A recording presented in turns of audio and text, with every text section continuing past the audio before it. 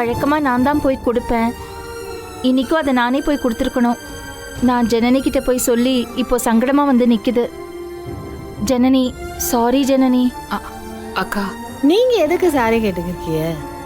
இந்த புள்ள அப்படி என்ன கொலை குத்தம் பண்ணிருச்சு? கரெக்ட் டயத்துக்கு மருந்தை கொண்டு போயிருக்கா. அரை மணி நேரம் கழிச்சு சாப்பிடுறேன்னு அவங்க சொல்லியிருக்காங்க. அது இவ தப்பா அவங்க தப்பா? இவளை எப்படி கத்துனா அது எப்படி சரியாகும்? அதெல்லாம் ஒன்றும் இல்லைக்கா. இவளை ஏதாவது நோண்டணும், இவகிட்ட ஏதாவது உரண்டை இழுக்கணும் பார்த்துக்கிட்டே இருந்தாங்க. அவங்களுக்கு தோதா ஒன்று கிடச்சிருச்சு, அதை ஊதி பெருசாக்கி பெரிய பிரச்சனை பண்ணிட்டாங்க. வேற வேலை இல்லை இவங்களுக்கு. வேணான்னு சொன்ன அம்மாட்ட போய் கழுத்தை பிடிச்சி இங்க வேலைக்கு மருந்து சாப்பிடணும் அப்படின்னு சொல்ல வேண்டியது தானே. அதை விட்டு இவள்கிட்ட இருந்து கத்துனா அது எப்படி சரியாகும்? அவங்க வேணும் சித்தி போதும் சித்தி. எப்ப பார்த்தாலும் அதே சண்டை, அதே புலம்பல், அதே சமாதானம். நீங்களாம் எப்போதான் மாற போறீங்க? என்ன தர்ஷினி? நான் தாமா கேள்வி கேட்கணும். உங்களுக்குலாம் என்ன பிரச்சனை? எதுக்கு நீங்க இப்ப இங்க வரணும்? எதுக்கு திரும்ப வந்தீங்க?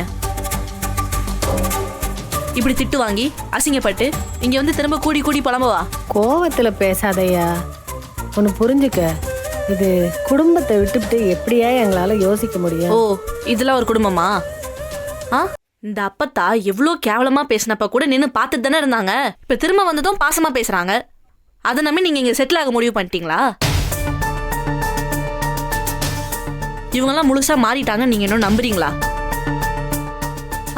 அதுவும் அவர் சைலண்டா இருக்கிறதெல்லாம் பார்த்து மாறிட்டாருன்னு யோசிக்கிறீங்களா? கேரு, நாங்க அவங்கள பத்திலாம் யோசிக்கவே இல்லை. நாங்க இந்த வீட்டுக்கு வந்தது உங்களுக்காண்டி தான். உங்களெல்லாம் விட்டுட்டு எங்களால நிம்மதியா இருக்க முடியல தர்ஷினி. அதான் நான் பாத்துக்கிறேன்னு சொல்றேன்ல சித்தி. ஏன் என் மேல உங்களுக்குலாம் நம்பிக்கை இல்லையா? அப்படி இல்லடா. அப்படி இல்ல தங்கம். நீ அதுகளை பாத்துக்கிருந்தா உன் வாழ்க்கைய எப்ப நீ பாப்ப? அதுகளை வளர்க்கறதா உன் வேலை. சித்தி, இதெல்லாம் ஒரு எக்ஸ்கியூஸா சித்தி? இவங்களுக்காக நான் என்ன 24/7 நீங்க கூடவேவா இருக்க? நான் என்ன சிசிடிவியா? இப்போ கூட எக்ஸாம் முடிச்சுட்டு தானே சித்தி நான் இங்கே வந்திருக்கேன். நாங்களாம் ஸ்ட்ராங்காக நிற்கிறது உங்களுக்காக தான்.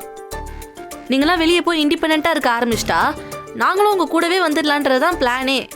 ஆனால் அதெல்லாம் நடக்காது போல. வேஸ்ட்டு.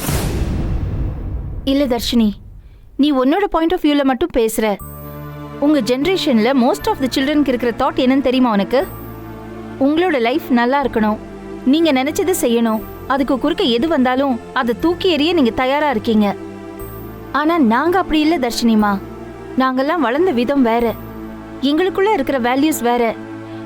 எவ்வளோ பிரச்சனை வந்தாலும் எங்களால இந்த குடும்பத்தை விட்டு கொடுக்க முடியாது.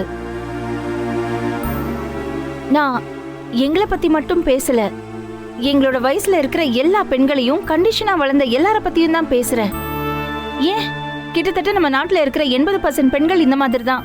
மா, நீ பேசுறதுல லாஜிக்கே இல்லம்மா. அவங்க உங்களை ஈஸியா தூக்கி போட்டு போவாங்களாம். நீங்களாம் தான் அவங்க தான் முக்கியம், குடும்பம் தான் முக்கியம்னு இப்படி உட்காந்துட்டு இருக்கீங்க. என்னம்மா இது? ரீசனா? இதெல்லாம் லாஜிக்கே இல்லம்மா. இல்ல தர்ஷினி, எமோஷன்ல போய் லாஜிக் எல்லாம் பார்க்க முடியாது கண்ணு. லாஜிக் வந்து மைண்ட் யோசிக்கிற விஷயம், ஆனா எமோஷன் இங்கிருந்து வர விஷயம். ஓகே.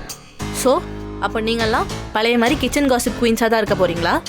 இல்லடா, நாங்க அப்படியெல்லாம் இருந்துட மாட்டோம். இந்த வீட்டுக்குள்ள வந்ததுனால திரும்ப நாங்க எல்லா வேலையும் போட்டுட்டு அடிமையா இருப்போம்னு அர்த்தம் கிடையாது. சித்தி, வந்த 2 நாள்ல உங்களால என்ன செய்ய முடிஞ்சது? ஏதாச்சும் ஒன்று சொல்லி உங்களை டார்ச்சர் பண்ணிட்டு தானே இருக்காங்க. இனியும் அப்படிதான் பண்ணுவாங்க.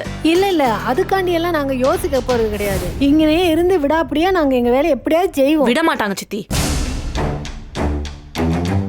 இங்க பாரு, நாங்க வெளியில போய் நிறைய பார்த்துட்டு வந்திருக்கோம். இப்போ முன்ன இருந்ததை விட நாங்க வேற மாதிரி யோசிப்போம் இப்போ.